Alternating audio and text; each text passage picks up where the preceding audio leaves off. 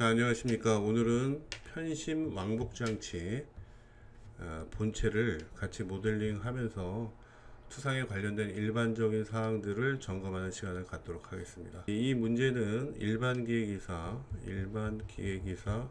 기출 문제예요. 네.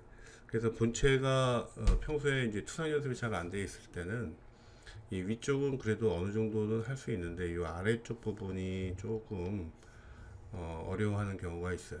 우리가 요걸 하기 전에 먼저 여러분이 그 투상에 관련돼서 잠깐 좀 설명을 드리자면은 시험 볼 때 이제 그 투상을 할 때 제일 그 우선적으로 여러분이 하셔야 되는 것은 부품 간의 구별입니다. 부품 간 구별. 예. 예를 들어서 이제 어떤 조립도가 이렇게 주어졌다고 해보세요. 뭐 여기에 어떤 부품이 이렇게 있고 뭐 이렇게 있다라고 해볼게요. 그리고 그냥 해칭을 대충 주겠습니다. 이렇게 되어 있을 때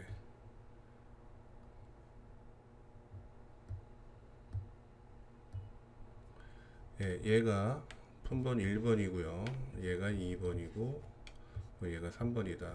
이렇게 되어 있을 때 그려야 되는 부품이 1번인데 1번이면 이렇게 이제 그 다른 부품하고 구별을 해서 그리시면 되는데, 만약에 2번의 일부를 포함시키든지 아니면 2번을 전체를 다 포함시켜서 한 덩어리가 되도록 이렇게 그리시거나 이러면은 이건 실격이에요.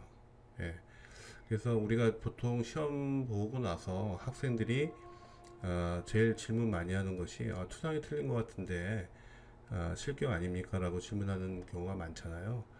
근데 실격하는 경우, 투상 때문에 실격하는 경우는 이렇게 다른 부품과 같이 그렸을 때예요. 차라리 1번 부품이 이렇게 생겼는데 1번 부품을 여기를 안 그렸다 이러면 실격은 아닌데, 다른 부품을 같이 붙여서 그리면 실격이라 이거죠.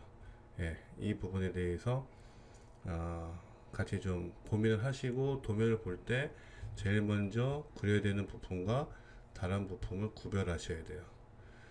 구별하는 방법을 간단히 말씀드리면, 그려야 되는 것만 보지 마시고 주변의 부품들을 같이 봐서 전체적인 그 형상에 대해서, 조립품에 대해서 좀 이해하는 시간이 좀 필요하기 때문에 시험을 볼 때 바로 이렇게 인벤터나 솔리드웍스나 3D 프로그램을 띄워가지고 바로 모델링 하시는 분들이 있는데, 그렇게 하지 마시고 도면을 받았으면은 도면을 잡고서 이렇게 응시하는 시간을 좀 가지셔야 됩니다. 이렇게. 그래서 보통 작업을 잘 하시는 분들은 주로 처음부터 이렇게 그리지 않습니다. 일단 충분히 이렇게 형상에 대한 이해를 충분히 좀 어느 정도 하시고 나서 그리는 거예요. 보통 학생들이 그냥 바로 그리니까 나중에 틀렸다는 걸 파악해 가지고 계속 고치죠.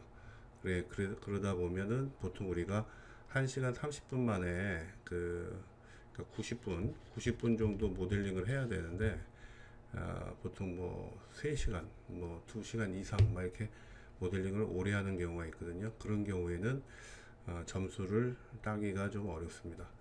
첫 번째는 이제 부품 간의 구별을 하셔야 되고요. 두 번째는 그 부품이 이렇게 어디 범위다라는 것을 확인을 하셨으면, 그 다음에는 이제 그 부품 안에서의 면을 구별을 하셔야 돼요. 면의 구별. 자, 면을 구별하는 그 선이 바로 외형선이라는 걸 아시고요. 외형선. 외형선이 면을 구별하는 선입니다. 외형선이라는 거는 이제 두 가지가 있겠죠. 용도가. 첫 번째는 그 면의 경계를 표현하는 선이에요. 면의 경계. 두 번째는 곡면의 한계. 이 면의 경계를 뭐라 그러냐면 모서리라고 하죠. 그리고 곡면의 한계를 실루엣이라고 합니다. 실루엣.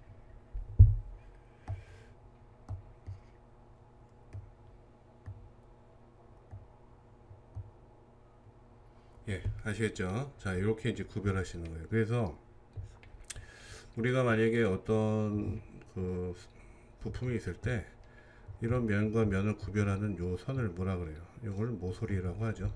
모서리. 그리고 원기둥을 그린다 그럴 때 이렇게 그리는 사람 없습니다. 예, 이렇게 원기둥을 그릴 때 이렇게 그리잖아요. 예, 요 선이 바로 실루엣이 되는 겁니다. 자, 아시겠습니까? 이제 요 정도 사항을 가지고 한번 생각을 평소에 작업을 하실 때 생각하시면서 작업하시면 될 것 같아요. 그래서 이 문제 자체가 이제 시험에 주어졌을 때 학생들이 어려워하는 이유가 바로 이 아래쪽이 요 부분이거든요. 요 부분이 구멍이 뚫린 거라고 인식하는 경우가 있어요. 그런데 그 이유가 뭐냐면 바로 요 선 때문에 그런데요. 이 선이 무슨 선입니까? 예, 숨은 선이죠. 예, 숨은 선은 면을 구분하는 선이 아니죠. 그래서 우리가 만약에 인벤토에서 숨은 선을 껐다 그러면 이건 꺼질 거 아니에요. 그러니까 이 면과 이 면은 같은 면이죠. 이해되셨습니까? 그리고 도면을 보실 때 이렇게 단면이 나올 거예요. 그죠? 단면이 나오면 가장 먼저 이 단면이 어디서 단면한 건지를 정확하게 아셔야 돼요. 지금 여기가 A-A라고 이렇게 되어 있잖아요. 이거는 여기 절단선이라고 하죠. 이런 선을 절단선이라고 하는데 절단선이 지금 정확하게 어디를 잘랐는지를 보여줘요. 지금 이렇게 내려와서 구멍을 지나서 꺾어서 이 구멍이 이렇게 내려왔을 때는 구멍이 안 나오니까 꺾어서 다시 이 구멍과 이 구멍과 이 구멍을 지나면서 다시 여기서 꺾어서 다시 이 구멍을 지나고 이렇게 그대로 내려왔죠. 이런 단면을 이제 절단면이 여러 개인 단면을 복합 단면이라고 하고, 예, 이런 것을 이제 계단 단면이라고 우리가 부르죠. 계단 단면이라고 부릅니다. 그런데 이거는 계단 단면으로 친 투상도라고 알 수 있는데 단면도라고 알 수 있는데 지금 이쪽에서도 단면이 됐단 말이에요. 그러면 이 단면이 여기에서 이 오른쪽에서 어디서 잘랐는지를 알아야 되죠. 근데 절단선이 없어요. 지금 이 절단선이 이거밖에 없지 않습니까? 그러면 어디서 잘랐습니까? 예, 정확하게 대칭 가운데를 자른 거예요. 대칭형의 대칭 중심선을 기준으로 잘랐을 때는 대칭 중심선만 표현하면 되는 거죠. 그죠? 그래서 가운데를 자른 거라는 걸 알 수가 있죠. 자, 그러면 아까 이면하고 같은 면이라고 그랬는데 그러면 이렇게 봤을 때는 이쪽이 보이는 게 아니지 않습니까? 그러면 이 면이 어디겠어요? 바로 이 면이죠. 이해되셨죠? 예, 그렇게 확인을 하시고 그 다음에 지금 요렇게 잘린 요 부분이 바로 여기죠. 예, 여기 있는 리브도 잘린 거예요. 그러니까 이 리브는 이거고 요 리브는 요거예요. 예. 그래서 리브가 일반적으로 동력 전달 장치에서 많이 나오는 리브는 이렇게 베어링 하우징이 있고 뭐 리브가 이렇게 있고 베이스가 이렇게 있는데 리브 하나짜리는 거의 없죠. 그죠? 보통 2개, 3개, 4개짜리인데 좀 이렇게 리브가 하나 더 옆에 이렇게 있을 거예요. 예, 보통 이런 식으로 생겼는데 이런 것만 보다가 이걸 단면 치면은 요 가운데를 이렇게 잘라 보면 이렇게 십자 모양으로 예, 리브가 이렇게 되거나 아니면은 이렇게 T자 모양으로 리브가 된 게 많죠. 그죠? 예, 그런데 얘는 이렇게 잘라 가지고 봤을 때 어떻게 보이는 거냐면 리브가 이렇게 안쪽은 비어 있고 양쪽이 다 막혀 있는 그런 형태입니다. 이쪽은 그러니까 이 양쪽에 있는 거는 베이스까지 그대로 떨어졌고요. 이 양쪽에 여기서 봤을 때 이 양쪽에 있는 리브는 이렇게 약간의 아치형처럼 생긴 겁니다. 네, 그렇게 생각하시고 지금부터 작업을 진행하도록 할게요. 모델링을 할 때는 그러면 어디서 스케치를 해야 되느냐? 이건 대칭이죠. 이쪽은 대칭이고 비대칭이죠. 대칭 쪽에서 스케치 해가지고 비대칭을 만드는 게 좀 힘들어요. 그래서 일반적으로는 물론 100%는 아닙니다. 100%는 아니고 일반적으로 이제 본인이 모델링 할 때 판단을 해야 되는데 대칭형보다는 비대칭형에서 만들어서 대칭을 만드는 게 비대칭에서 스케치를 그려서 대칭을 만드는 게 훨씬 작업이 편해요. 예.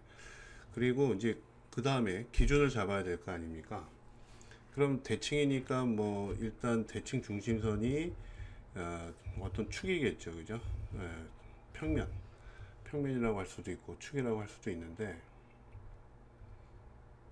그러면 이거는 여기가 하나의 기준면이 될 수 있고, 그 다음에 이 아래쪽을 기준면으로 쓸 수도 있어요. 그래서 여기 요 부분을 이제 원점으로 작업할 수도 있고.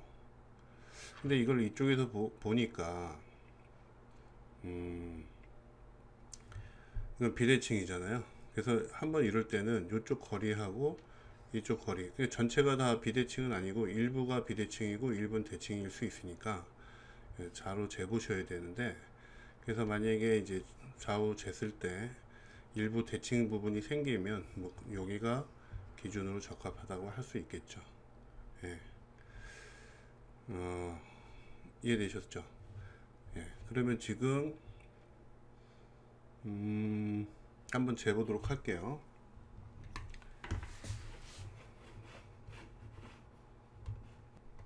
예, 지금 잠깐 재보니까 이쪽 거리, 여기가 지금 이렇게 꺾였는데, 이 부분을 기준으로 이쪽하고 이쪽의 사이즈 같아요.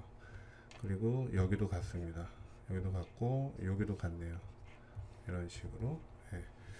전체적으로는 비대칭이라서 이렇게 중심선이 쓱 가진 않았지만 이쪽 일부분이 대칭입니다. 여기도 일부분이 여기 이렇게 튀어나온 거 빼고, 그래서 이거는 그냥 그러면 이렇게 하겠습니다.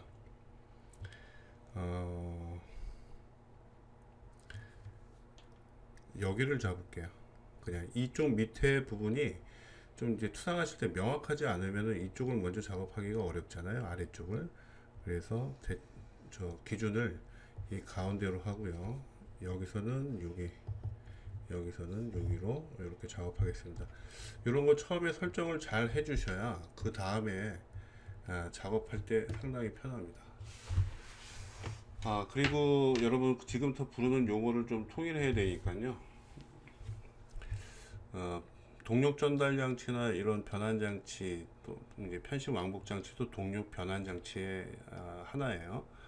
이렇게 뭐 베어링이 나오고 축이 나오고 뭐 이런 구조에서 베어링이 끼워지는 구멍이 있고, 그거를 둘러싸는 이제 이런 원기둥을 만들 거 아닙니까? 이런 부분을 우리가 뭐라 그러냐면 베어링 하우징이라고 얘기하고요. 그 다음에 이제 어떤 지면 바닥과 고정하기 위해서 바닥에 넓은 판 같은 게 있죠.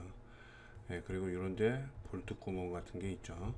자, 이런 거를 베이스라고 얘기하고, 그 다음에 이제 베이스와 이 하우징을 연결해주고 하우징을 지탱해주는, 두께가 그렇게 두껍지 않은 이런 그 기둥들이 있잖아요. 이거를 리브라고 얘기합니다. 그래서 베어링 하우징, 리브, 베이스, 이게 보통 본체의 기본형인데, 물론 리브가 없는 본체도 있어요. 자, 그러면 지금 얘도 이쪽이 베어링 하우징이 되는 거예요. 이쪽이 지금 이거 가지고 베어링 하우징인지 어떻게 하냐, 이게 조립도를 봤으니까 알겠죠. 제가 나중에 이제 기회가 있으면 조립도를 가지고 그려보도록 하겠습니다. 그리고 여러분도 꼭 그려보셔야 됩니다. 왜냐하면 기출이니까. 그래서 여기 양쪽에 베어링 들어가게 되어 있고요. 그래서 이걸 베어링 하우징, 그 다음에 이쪽에 리브, 이쪽에 베이스. 베이스가 하나로 연결된 게 아니고 두 개짜리죠. 그러니까 양쪽에 하나씩 있는 거죠. 그렇게 생각하시고요. 그 다음에 이제 투상에 관련돼서 잠깐 하나만, 이게 굉장히 처음에 투상을 얘기하면 말이 좀 많아질 수밖에 없는데, 투상하실 때 여러분이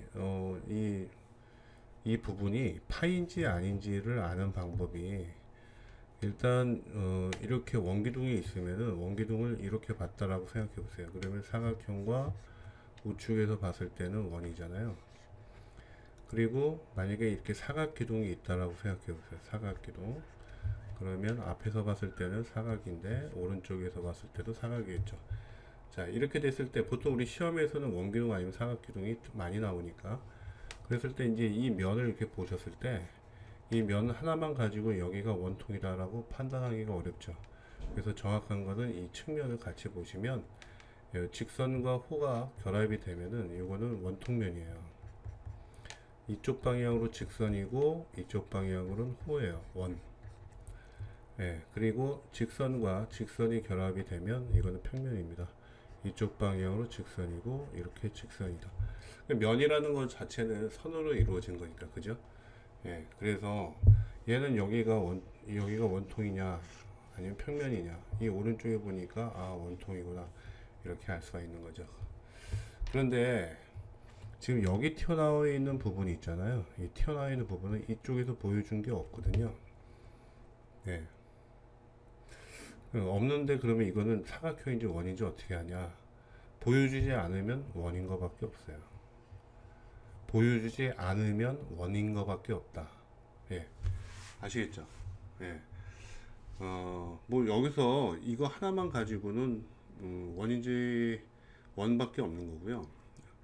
만약에 이거를 요 부분을 위에서 뭔가 이렇게 보여줬는데, 이렇게 위에서 보여줬어요. 앞에서도 이렇게 튀어나온 게 요게 요거라고 보시고, 위에서 또 보여줬는데 여기 세로 길이와 여기 세로 길이가 다르다면 사각형의 가로하고 세로가 틀린 직사각형이 되는 거니까 이거는 사각형이라는 걸 보여준 거지만, 이렇게 그냥 하나만 있는 거 가지고는 알 수가 없죠.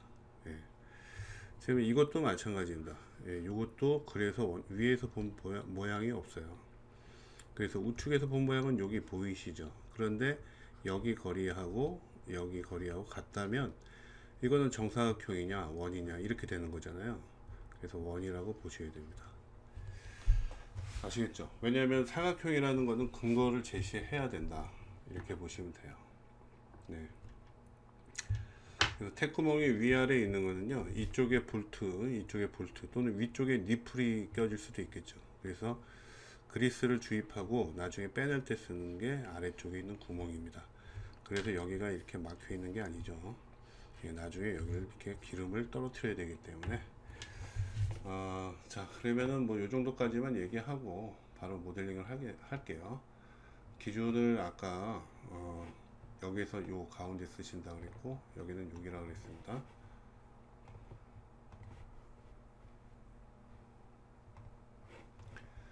자, 인벤토리에서 스케치 한 다음에 이쪽 XY표면 찍어 주시고요. 직사각형을 이렇게 하나를 위에다 그리시고요. 여기도 하나 같이 그려도 되겠죠. 아까 오른쪽에 튀어나와 있는 원통, 그 다음에 일치구석 조건으로 지금 좌우 요 사각형은 대칭이라고 그랬잖아요. 자로체니까. 그래서 여기다 이렇게 맞춰 주시고, 이건 좀 이렇게 내려 볼게요. 이렇게 하시고요. 요 가운데 있는 선들을 전부 다 중심선으로 바꾸십니다. 그 다음에 중요한 거는 이 안쪽에 있는 구멍까지 스케치해서 그리는 거는 괜찮아요. 그렇지만 이 안쪽에 있는 구멍을 3D로 만들어내지 마세요. 그러니까 이 해칭 영역만 잡아서 돌린다든지 구멍을 일집한다 뭐 이런 건 하지 마세요. 왜냐면 형상을 만들 때는 외형이 중요한 거고, 외형이 확실하게 맞았을 때 구멍을 파야 되는 겁니다. 그래서 이것만 먼저 치수기를 해보시면, 지름이 두 개니까 얘는 60 자로 쟀을 때, 그 다음에 여기 지름은 44가 돼요. 44. 그 다음에 이거 지름은 잴 수 있잖아요. 이렇게 잴 수 있는데 길이를 재려고 하니까 문제가 생긴 게 뭐냐면은, 지금 여기를 잘 보세요. 이쪽을 이렇게 얘하고 평행한 직선이 이쪽에 있어야 여기서부터 여기까지 원통이 얼마짜리인지를 알 수가 있는데, 지금 이게 라운드죠. 라운드와 이게 필렛이죠. 필렛과 라운드가 이렇게 S자 모양으로 붙었기 때문에 여기 경계가 없어요, 찍을 때가. 그래서 이거는 임의로 찍어야지 뭐 이렇게 하시면 안 되고, 물론 자로 못 재거나 아니면은 뭐 다른 어떤 힌트 같은 게 없었을 때는 뭐 그렇게 할 수도 있겠지만, 이건 그렇게 하시면 안 되는 게, 바로 여러분 요 R이 있잖아요. 여기 R. 요 라운드가 이거 자로 재는 게 아니죠. 그죠? 이 R은 요 안쪽에 R에다가 요 두께를 더한 값으로 가야 돼요. 근데 조건이 있어요. 이 두께를 T라고 예를 들어서 얘기를 하면, T, 여기도 두께가 T가 됐을 때나 가능한 얘기예요. 그러니까 이 두께하고 이 두께가 같을 때는 여기도 T가 돼야 된다는 거죠. 여기. 예, 이 원과 원의 이 최단 거리도 두께가 t가 돼야 된다는 거예요. 그러면은 바로 요 R과 이 R의 그 두께가 같으려면 여러분 한번 생각해 보세요. 뭐가 같아야 되냐면 요 안쪽에 있는 R과 바깥쪽의 R의 간격이 이렇게 일정하게 가려면은 중심이 일단 같아야 돼요. 예, 중심이. 그리고 요 두께가 일정한 요게 바로 무슨 차이? 반지름 차이가 되는 거죠. 그 반지름 차이가 바로 t입니다. 예, 그래서 이 안쪽의 R은 주물의 R이죠. 주물의 R. 주물 R. 이거를 R이 작으니까 소문자로 놓고, 예, 이 바깥쪽의 R을 구해야 되죠. 참, 바깥쪽의 R은 대문자 R이라고 할게요. 크니까. 이거는 주물의 R, 안쪽의 R 더하기 두께예요. 예, 그러면 지금 이 R은 3이거든요. R3. 이거는 뭐 R3인지 R인지는 잘 모르면 일단 3으로 했다가 모델링에서 R3이 안 들어가면 2로 바꾸셔도 되고, 아니면 이렇게 전번에 말씀드린 것처럼 연장해서 여기서부터 여기까지 재보시면 되는 거예요. 그러면 R3이고 여기가 6이에요. 그럼 바깥쪽 R이 얼마겠습니까? 예, 9죠. 9. 예. 이거는 시험에서 되게 많이 나오기 때문에 이렇게 두께가 일정하고 안쪽에 R이 얼마일 때 바깥쪽에 R은 얼마냐, 이거 자로 재는 게 아닙니다. 자로 재시면 두께가 틀려져요. 네, 그래서 바깥쪽에 9죠. 그러면 이거를 힌트로 가셔야 돼요. 어떻게 하냐면 여기를 못 재잖아요. 근데 여기도 보면 바깥쪽에 R이 있는데 이 R이 얘하고 크게 같단 말이에요. 그러면 이 두께도 6이에요. 그러면 여기선 지금 잴 수가 없지만 여기도 6이라고 보셔야 되죠. 이 형상이 붙기 전에. 그죠? 예. 그러면 여기까지 그 위치를 길이를 어떻게 재냐면 여기서부터 이게 6이잖아요. 그 다음에 여기서부터 여기까지 재는 거죠. 잴 수 있는 게 이 안쪽이니까. 그럼 안쪽에다가 다시 여기서 6mm 더 가면 되는 거예요. 그래서 안쪽이 68입니다. 자로 재면. 그럼 오른쪽 왼쪽에 6mm씩 들어가서 12mm가 되기 때문에 80이 된다. 예. 그래서 원통의 길이 80이고, 그 다음에 얘는 어떻게 재나? 얘 여기. 얘는 여기 전체 길이를 재셔서 전체 길이 재면은 84예요. 거기서 80을 빼면 되죠. 그럼 4mm가 가는 겁니다. 아시겠죠? 예. 네, 그래서 요게 80이에요. 네, 이거는 4mm. 알고 보면 간단한데, 네, 이렇게 해주시고요. 그 다음에 뭐 너무 사각형이 단순하다, 난 여기서 좀 더 하고 싶다, 그러면 구멍 같은 거는 스케치는 그릴 수 있다라고 그랬죠. 그렇지만 기본적으로 바깥쪽, 여러분 그러니까 사람을 그릴 때 사람 그릴 때 이렇게 눈부터 뭐 이렇게 막 이렇게 그리다가 결국 바깥쪽이 이상해지는 경우가 많잖아요. 그러니까 바깥쪽 형상 잡고 뭐 귀, 바깥쪽에 이런 모양들 잡고 그 다음에 안쪽에 이렇게 작업해 주시면 된다. 치수기입은 거꾸로예요. 치수기입은 안쪽을 먼저 다 주고 바깥쪽을 주고 전체적인 걸 준다, 이렇게 되는 겁니다. 모델링은 항상 바깥쪽을 먼저 하고 안쪽을 한다. 이거는 뭐 가공이나 모델링이나 똑같은 겁니다. 그러면은 지금 요쪽을 붙여 볼게요. 여기 지금 요 부분이 있죠. 이렇게 튀어나온 부분, 이거를 보통 여기다 가운데다 정확하게 이렇게 하시는 분들이 있는데 가운데가 아닙니다. 지금 이쪽입니다. 왜냐면 꺾었을 때 여기를 단면 쳐서 나온 구멍이 이거잖아요. 요거. 그래서 여기를 요 거리를 재셔야 돼요.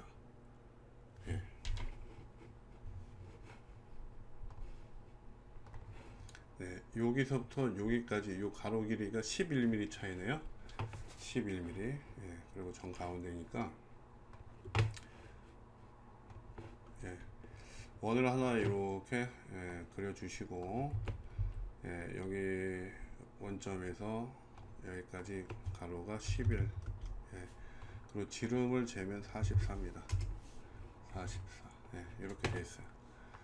자, 일단은 너무 욕심을 내지 말고요. 그 그림 못 그리는 사람의 공통점, 스케치는 너무 왕창 그린다는 거예요. 예. 뭐 이런 말 해서 미안하지만 그러면 나중에 좀 편집하기 힘듭니다. 예. 그래서 적당한 선에서 자기가 허용할 수 있는 그 한도 내에서 작업하십시오. 어차피 또 스케치 만들면 되니까. 예. 그래서 이 사각형 두 개만 잡아서 이제 회전을 하시고요. 예. 이거는 회전이 아니니까 그냥 확인하시고, 예. 다시 스케치를 마우스 우측 V 가시성. 그래서 이 안쪽에 원 잡아서 이거는 양방향으로 이렇게 나오면 되잖아요. 예, 얘가 여기 72 그리고 확인하면은 이렇게 되죠. 스케치를 다 썼으니까 숨겨 주시고요. 구멍은 나중에 얼마든지 이 안에다 뚫으면 되기 때문에 구멍에 대해서 너무 크게 생각하지 마시고 무조건 바깥쪽입니다. 그래서 여기에 이제 9고요. 예, 여기는 3. 예, 여기하고 여기도 다 3입니다. 그래서 이렇게 된 거예요. 구멍 뚫지 말고 바깥쪽만 이렇게 작업하시면 돼요. 예, 뭐 이렇게 해서 위쪽은 이제 구멍 뚫을 일밖에 없고요. 여기 튀어나온 거는 하셔야 되겠지만, 네, 그것도 작은 영상이니까 네, 큰 거를 먼저 한 다음에 해결한 다음에 할게요. 그리고 작은 거를 먼저 만들면 나중에 걔하고 작은 거, 큰 거하고 붙었을 때 필렛이 또 안 들어가는 경우도 있어요. 네, 이거 주의하시고. 예, 그 다음에 이제 이거를 그려야 되는데 리브를 이게 이렇게 해칭이 한 번에 들어갔다 그래가지고 이거를 한 번에 그려서 돌출할 수 있는 부분은 아니고 돌출이 따로따로 돼야 되는 게 이렇게 차이가 있잖아요. 이런 식으로, 그죠? 예, 그래서 뭐 방법은 이거를 갖다가 이쪽에서 그려도 되지만 이쪽에서 방법을 어떻게 잡냐면요. 삼각형을 두 개로 그리면 되죠. 이렇게 이거하고 이거하고. 그래서 이 부분은 요만큼 돌출하고요. 그러니까 여기서부터 이만큼이죠. 돌출하고 이 부분은 이만큼 돌출하면 되겠죠. 그러니까 매 순간 작업할 때마다 계획을 세우셔서 하시면 되겠습니다. 그게 틀려도 계획을 세우면 그만큼 수정하기가 용이합니다. 자, 그래서 원점에 여기가 가운데잖아요. 예, 새 스케치 이렇게 하시고요. 예, 그래서 사각형을 이렇게 하나를 그리세요. 그 다음에 위쪽에도 하나 그리시고 이렇게 두 개를 그리시면 되고요. 일단 위치부터 잡아 볼게요. 여기 점하고 여기까지 거리가 26입니다. 재면 26. 그 다음에 여기 중심에서 이 바닥까지 거리, 이게 이제 보통 플러스 마이너스 공차 들어가는 거죠. 60이고요. 그 다음에 얘 두께가 8. 그 다음에 요 길이도 26이에요. 여기 좀 찌그러졌네요. 자, 이쪽으로 보내고 얘가 8이에요. 리브의 두께. 그런데 이게 어디까지 가야 되냐 하는 거예요. 어디까지 가야 되냐. 그게 안 나왔죠. 그러니까 보통 일반적으로 이렇게 묻히잖아요. 묻혀서, 왜냐면 여기 복면이기 때문에 묻혀가지고 보통 뭐 이렇게 작업했을 때 얘가 튀어나오지 않으면은 별 문제가 없잖아요. 이런 식으로. 그런데 얘는 지금 길이가 얼마냐면 16 56입니다. 자, 56 한번 돌출해 볼까요? 양방향으로 56. 이렇게 됩니다. 그러면 이게 튀어나왔기 때문에 이게 우리가 임의로 여기를 잡으면 안 되겠죠. 이렇게, 그죠? 바깥쪽에 이 면이 보이잖아요. 그래서 얘를 여기다 중심까지 맞춰야 돼요. F7번 한번 눌러볼까요? 자, 이게 어디까지 가야 되느냐? 갈 수 있는 범위를 모른다 그러면 기준 전까지만 보내시면 돼요. 그래서 일치구속 조건으로 요 점하고 선하고 찍어서 딱 여기까지. 그래서 이거 선택해서 양방향으로 56 적용을 하시고, 그 다음에 이 아래쪽에 베이스는 양방향으로 86 해서 확인을 하시면 되겠습니다. 네, 됐죠? 예. 그리고 이제 이거를 미러를 시킬게요. 얘하고 얘를. 예. 근데 이제 이쪽에서 이럴 때는 이제 순간 선택을 좀 하셔야 되는 게, 여기다 추가 작업을 해야 되는데 그러면 그걸 다 하고 미러 할 거냐. 근데 이 중간에 지금 막혀 있잖아요. 아까 제가 설명을 드렸나요? 예. 드리지 않았나요? 좀뭐 설명하다 보니까 잊어버렸네. 여기가 지금 리브가 이게 요거죠. 그 다음에 이 리브가 이거죠. 그러니까 아까 단면을 이렇게 쳤을 때 이런 모양이라고 말씀을 드렸죠. 그죠? 예. 그럴 때 이제 보통 반만 이렇게 이쪽을 날려버리고 모델링 할 때 이쪽 반을 만들고 그냥 반을 미뤄하는 경우도 있습니다. 근데 본인이 선택해야 되는 부분이에요. 근데 반만 보고 또 작업하면 단점이 전체적으로 보질 않기 때문에 이거 맞는지 틀린지 좀 더 헷갈릴 때가 있죠. 그럴 때는 좀 시간이 걸리더라도 그냥 나중에 그냥 양쪽을 다 작업해 주는 방법으로 해도 되겠습니다. 여기는 확인을 누르시면 뭐 이렇게 됐어요. 지금 필렛 주기가 아주 고약할 거예요. 이게 다른 프로그램이 아니라 인벤터는 이렇게 필렛이 아주 잘 들어가는 프로그램은 아닙니다. 자, 그 다음에 이 앞을 이제 막아야 되잖아요. 여기서 이 면을 선택해서 이제 스케치 작성 누르시고 F7번 한번 해볼게요. 이게 이제 구멍을 뚫어 놓으면 작업이 힘들어지는 거예요. 자, 여기 그 투영된 선을 선택해서 이거는 구성으로 일단 바꿔 놓을게요. 그리고 요 앞에서 요 아치형, 이게 이제 이쪽에 있고 이쪽에 있으니까 지금 요거는 요 뒤쪽 거겠죠, 그죠?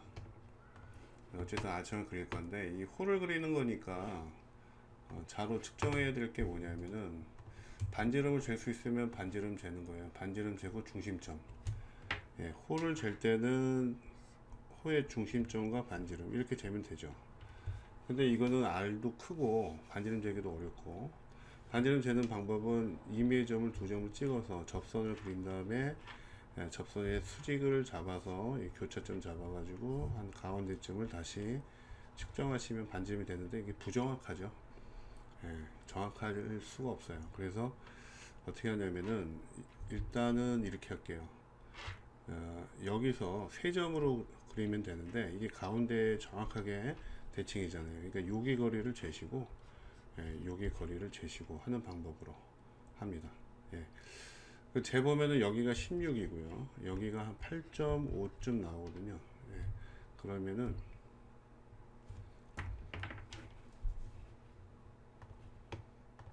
여기다가 라인을 갖다가 하나 이렇게 그릴게요.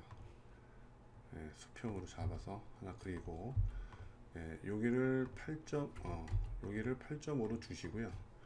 8.5.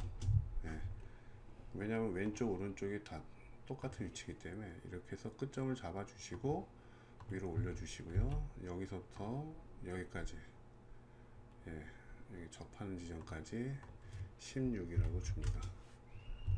여기 안 붙었네요.